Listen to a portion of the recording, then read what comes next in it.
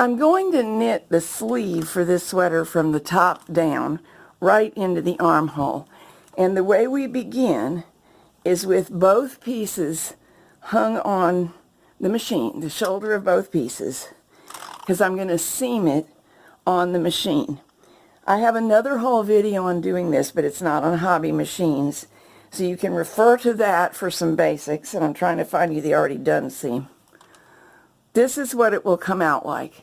The reason that I'm preferring to do this is it's a bit flatter than back stitching behind the cast on and bind off, but it's significantly stronger than grafting and having no chain stitched area there. This is what it looks like on the inside. You'll see a couple spare ends because I'm conserving and using oddments of yarns. That's what those are, and I will stitch them in place.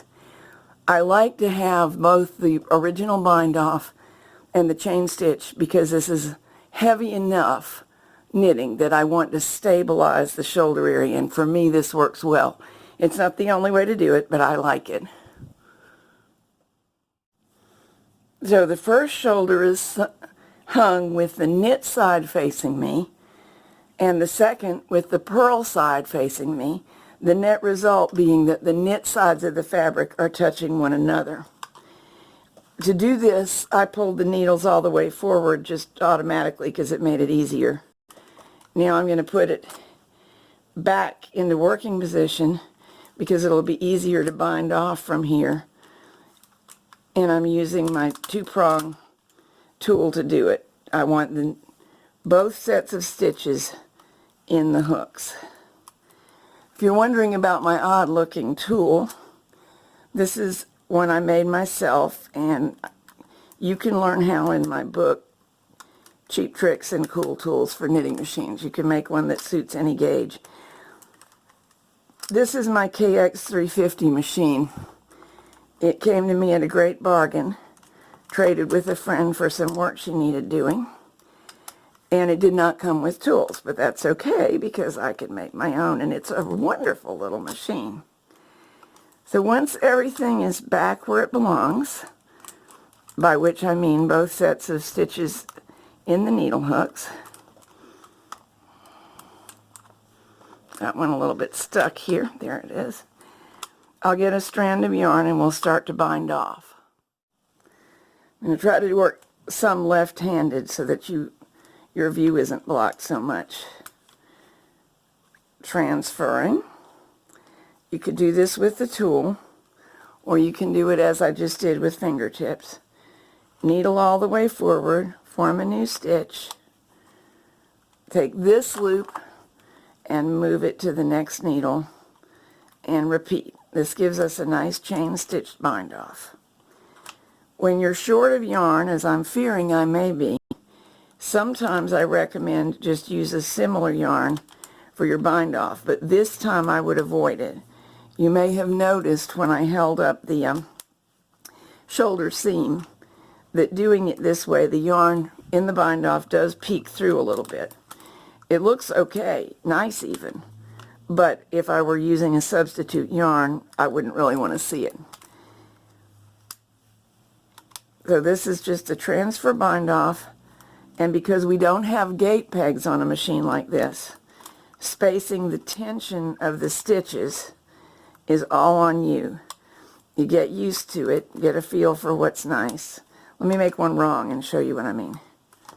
Obviously, this stitch that I just made, this is bigger than the rest. Should I pull back that far by accident, I would tighten up a little bit before proceeding. So, as I mentioned, I have another whole video on seaming on the machine, but this is just a little bit of additional info so that you can do it on a hobby machine. As soon as this is done, we'll be on with the sleeve. One sleeve is knitted, and this is how we want it to come out, with a nice neat edge where it joins the bodice. But it's not as easy to do as all that. We can, if we're very good, just plop the edge of the knitting on the machine. By that I mean the edge of the knitted bodice the armhole. But there's a trick that makes it much easier than I'm about to show you. This is the edge we'll be hanging. This is the underarm indentation. Starting at the bottom of that, you can run a line of stitching with a contrasting yarn and a yarn needle in and out next to the edge column of stitches. It's worth the extra effort to try to catch every row on one of those punctures. Doesn't matter if it's down or up. And if you miss one, it's not the end of the world, but this is much easier. I'm using an oversized yarn needle so that you can see what I'm doing better. A little bit smaller one would fit better through the holes, but this will be all right. This is a ribbon yarn, so you have to be extra careful not to split it. See how easy it would be to do that? We need to go into the hole, not catch any strands. That's true of all the yarns. Putting in this basting yarn will make it easier to spot exactly where we want to hang the edge, because when we go to do it, we'll be positioned on the machine in such a way that we can't see as well as we can see right now. So I'll finish the armhole like this. Before we actually go work on the machine, let's take one more look at what we're doing. Here is my basting yarn of a contrasting color. It's run right next to the edge column of stitches between column 1 and column 2. I do not want it to limit the length of my armhole, so I'm going to tug it now. I'm tugging the fabric and allowing it to stretch along the yarn so that it won't restrict my ability to hang the edge. And here's the underarm indent. That we will not be hanging. Here's the shape of this particular sweater. We have the front and back already sewn together. So we've actually got the front neckline is over here in this picture. Shoulder seams are here. We'll be hanging this edge all the way up to this indent on the front. The shoulder seam will be in the center of the bed when we hang. And here is the shape of the sleeve we're making. In this particular pattern, I designed it myself for top down, so I already know what I want to do, and that's hang this on 112 stitches. Let me restate that. 112 needles. That is, I'll be hanging the entire armhole from here to this corresponding point on the front on 112 needles. And that will become the top of the sleeve, replacing a cast on. Then this is a simple t-shirt shape with a what's called a modified drop shoulder. What makes it modified is it does indent, so the shoulder is not as wide as the body. A drop shoulder, just start your sleeve here. And it leaves a good bit of extra fabric in the underarm area. So this fits a little bit more neatly without being difficult to shape. A completely set-in sleeve might have the same indent but would have some shaping in this area. So for the purposes of this discussion, that's the distinction. We're making a modified drop shoulder which has a vertical drop and then a square underarm. This is where what will fit into the underarm. None of this is to scale. Don't let that confuse you. This will end up being sewn into here. And I know it's 20 rows. Then I'll be working 15 decreases, one every row on each side, and 8 rows of ribbing. What I'm actually going to do about this ribbing is reduce the stitch size, knit 8 plain rows, and scrap off the height of the chair that I'm using for this particular project and machine is not conducive to comfortably sitting and relatching, so I'm going to scrap off and do that in my lap You can do either one. But supposing you were not using a pattern that was written for top down. I've rewritten my sleeve the way it would be written if it was a bottom-up pattern. And you can just flip your instructions. You would cast on 82 stitches. How do I know that? I took the total that I end up with and the difference of 15 increases on each side, or 30, and came up that we're going to end up with 82 down here. So we would cast on 82, knit 8 rows at a reduced stitch size, and now we would really need to relatch our rib right now. This is one of the advantages of working top down, is that you don't have to, because we end with the rib. But here we would need to relatch the rib. Then I would increase to my main stitch size. For this project I'm using stitch size 5. And your instructions would probably read increase 1 on each side every row 15 times. So you would do that. You'd get this angled shape, which will end up being the sleeve under the arm and before the cuff. This is the cuff that'll go around your bicep somewhere. Knit 20 straight rows. These are the straight rows that are going to fit into the notched out area for the underarm. And then bind off. And if you were binding off rather than hanging the armhole to begin with, it still would be that the bind off fits into the armhole. So you'd sew it right along there after sewing your shoulder seams, so you could sew the entire sleeve in. There's an advantage to what we're doing.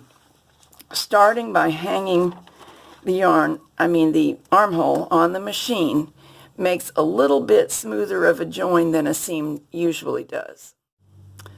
Here it is from the wrong side. Here it is from the right side. It just tends to be slightly less bulky, and it can be a consideration depending on the yarn you're using. One more little detail. This shoulder seam, having been seamed on the machine, is also slightly less bulky than other kinds of shoulder seam where we might have stitched along here. That will make it a little bit easier when we commence to hanging this edge. The lack of bulk here makes the first row or two easier. If the knit side is the right side, and for this pattern it is, we want to hang so that the purl side is in view.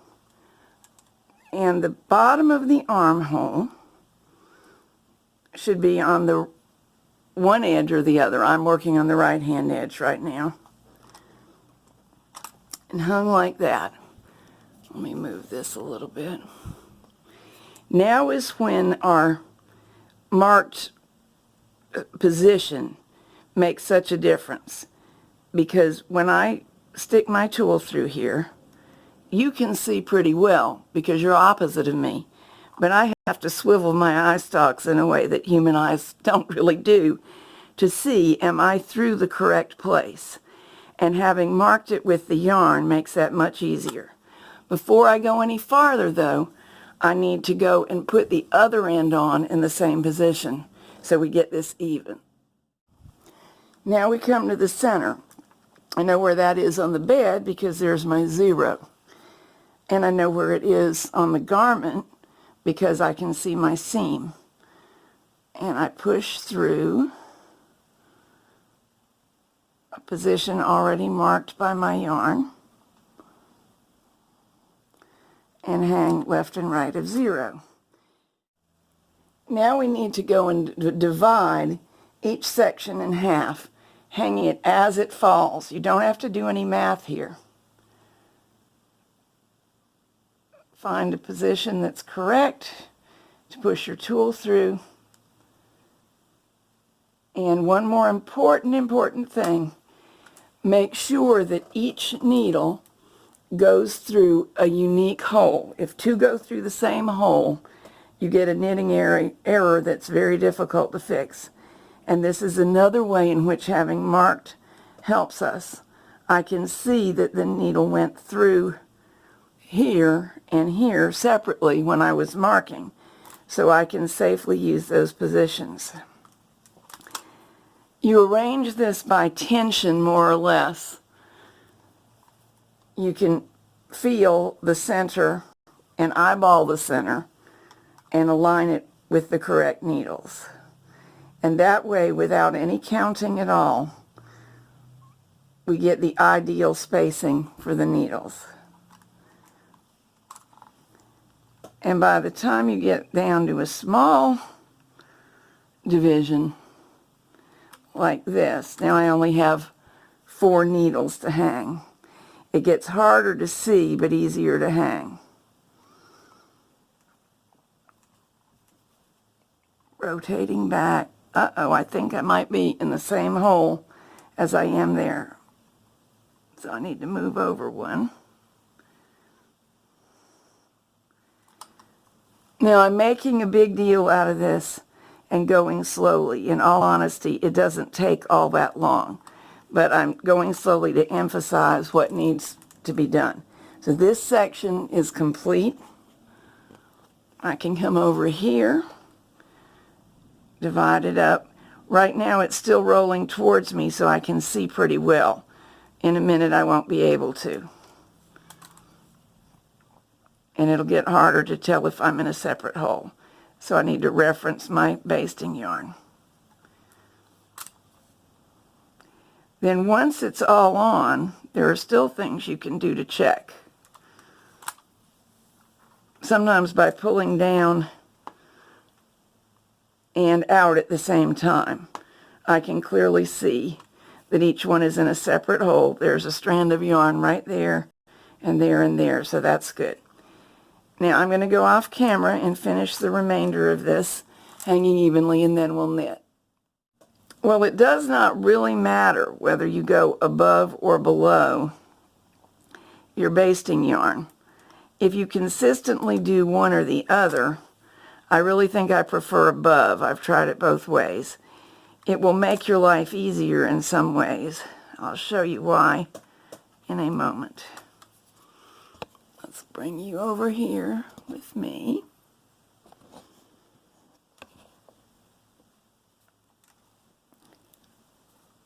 See what's happening? I can see the continuous strand of yarn, and I can see where my needles are hung in reference to both the fabric and the yarn.